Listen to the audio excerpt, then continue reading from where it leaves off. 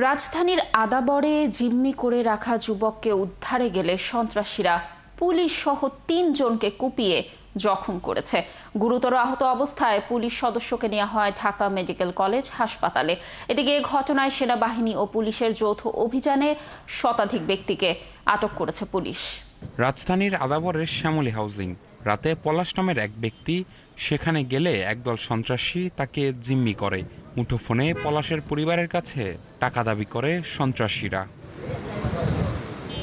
পলাশের পরিবার 999-এ কল দিয়ে পুলিশের সহযোগিতা চাইলে পুলিশ ঘটনাস্থলে পৌঁছে পলাশকে উদ্ধারের চেষ্টা করে। পুলিশের উপস্থিতি টের পেয়ে সন্ত্রাসীরা পুলিশ সদস্য আলামিন সহ 3 জনকে চাপাতি দিয়ে কুপিয়ে জখম করে। এ সময় পুলিশের গাড়িও ভাঙচুর করেন তারা। আটক করা হয়, এখন আটকে রেখে বলতেছে টাকা দাবি করতেছে।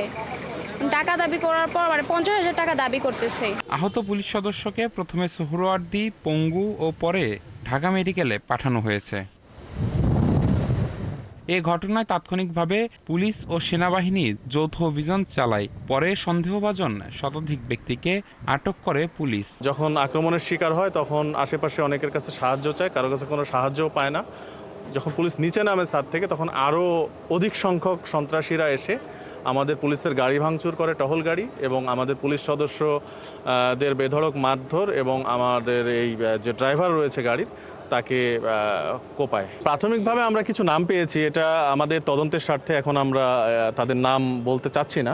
জড়িতদের ধরতে পুলিশের অভিযান অব্যাহত বলেও জানায় পুলিশ। ইবির সাহা, ৭১, ঢাকা।